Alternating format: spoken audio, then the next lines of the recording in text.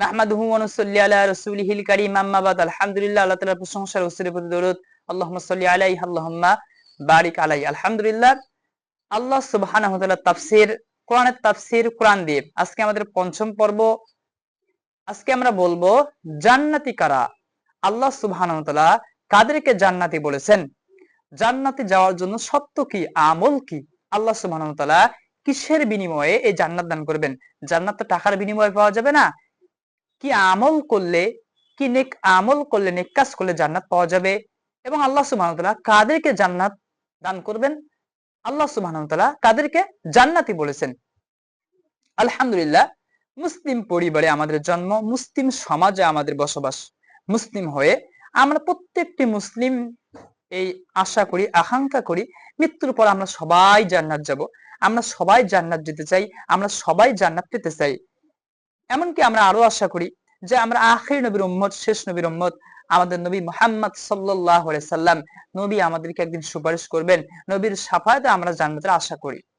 আলহামদুলিল্লাহ, আশা করতে কোনো সমস্যা নেই, আশা আমাদেরকে অবশ্যই করতে হবে। তবে আজকে আমরা কোরআন কারীম থেকে জানবো আল্লাহ সুবহানাহু ওয়া তাআলা কাদেরকে জান্নাতি বলেছেন।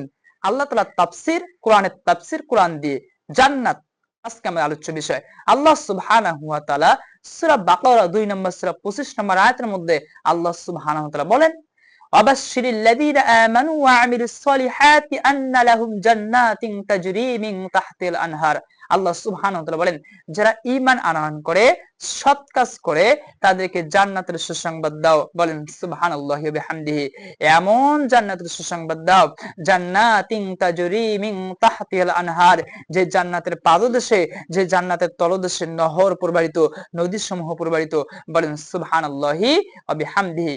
আল্লাহ সুবহানাহু ওয়া তাআলা এরপরে বলতেছেন, কুল্লামা রুজিকু মিনহা মিন সামারাতির রিজকান, যখন তাদেরকে রিজিক স্বরূপ ফল দেওয়া হবে, তখন তারা এই ফলকে ভক্ষণ করবে আর বলবে, ক্বালু হাযাল্লাযী রুজিকনা মিন ক্বাব, ইতিপূর্বে দুনিয়ার জীবনে তো আমরা এরূপ ফল পেতাম, অনুরূপ ফল তাদেরকে দেওয়া হবে। এবং তাদের জন্য কি থাকবে, ওয়াউতু মুতাশাবিহা, অনুরূপ ফল তাদেরকে দেওয়া হবে। এবং তাদের জন্য থাকবে ওয়ালাহুম ফিহা আজওয়াজুম মুতাহহারা। আল্লাহ সুবহানাহু ওয়া তাআলা বলতেছেন, আজওয়াজুম মুতাহহারা, তাদের জন্য থাকবে পবিত্র সঙ্গিনী, হুর থাকবে, স্ত্রী থাকবে। আল্লাহ সুবহানাহু ওয়া তাআলা বলতেছেন, হুম ফিহা খালিদুন, সেখানে তারা স্থায়ী হবে। বলেন সুবহানাল্লাহি ওয়া বিহামদিহি। আল্লাহ সুবহানাহু ওয়া তাআলা সূরা বাকারা 2 নম্বর সূরা 25 নম্বর আয়াতের মধ্যে আল্লাহ সুবহানাহু ওয়া তাআলা বলেন, যারা ঈমান আনে, সৎ কাজ করে, আল্লাহ পাক তাদেরকে জান্নাত দান করবেন। সুবহানাল্লাহি ওয়া বিহামদিহি।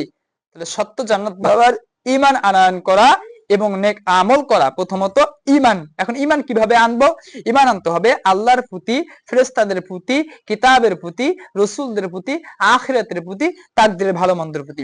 এগুলোর প্রতি আমাদের বিশ্বাস স্থাপন করতে হবে। দ্বিতীয়ত সৎ কাজ করতে হবে, সালাত, সিয়াম, হজ, যাকাত, সাদাকা, সৎ কাজের আদেশ করা, অসৎ কাজের নিষেধ করা, ওয়াদা দিয়ে থাকলে পূর্ণ করা, জবানকে হেফাজত করা, লজ্জাস্থানের হেফাজত করা, এরপর বিপদে আপদে মুসিবতে ধৈর্য ধারণ করা, সৎ কাজ করা, অসৎ কাজে নিষেধ করা, এই কাজগুলো আমাদেরকে করতে হবে।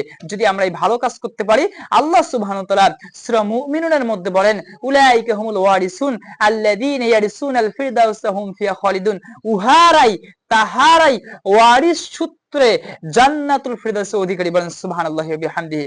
আমি বলি নাই, আল্লাহ তাআলা বলছেন, আল্লাহ তাআলা ব্যাখ্যা করতেছেন। আল্লাহ তাআলা তাফসীর, কোরআনের তাফসীর, যারা নিজেদের সালাতের ক্ষেত্রে বিনয়ী হয়, যারা কি করে, নিজেদের জবানকে হেফাজত করে, লজ্জাস্থানকে হেফাজত করে, যারা যাকাত প্রদান করে, আমানতের রক্ষা করে, যারা সালাতের ক্ষেত্রে যত্নশীল হয়, সৎ কাজের আদেশ করে, অসৎ কাজের নিষেধ করে, বিপদে আপদে মুসিবতে ধৈর্য ধারণ করে, যারা তিলাওয়াত করে, সিজদা করে, এই কাজগুলো যারা করবে, আল্লাহ সুবহানাহু ওয়া তাআলা তাদের জন্য বলছেন, উলাইকা হুমুল ওয়ারিসুন, তাহারাই, উহারাই ওয়ারিস সূত্রে জান্নাতুল ফিরদাউসের অধিকারী। বলেন সুবহানাল্লাহি ওয়া বিহামদিহি। তাহলে আমরা জানলাম ঈমান এবং সৎ কাজ, এগুলো যেগুলো বললাম, এগুলো হলো ভালো ভালো কাজ। সৎ কাজ, সালাত, সিয়াম, হজ, যাকাত, এবং সদকা করা, সৎ কাজের আদেশ করা, অসৎ কাজের নিষেধ করা, জবানকে, লজ্জাস্থানকে হেফাজত করা। আল্লাহ সুবহানাহু ওয়া তাআলা তাদেরকে জান্নাতুল ফিরদাউস অধিকারী বলছেন। তা আল্লাহ তাআলা আমাদেরকে এই জান্নাতুল ফিরদাউস যাওয়ার তৌফিক দান করুন এবং এই গুণাবলী অর্জন করার তৌফিক দান করুন। আল্লাহুম্মা আমিন।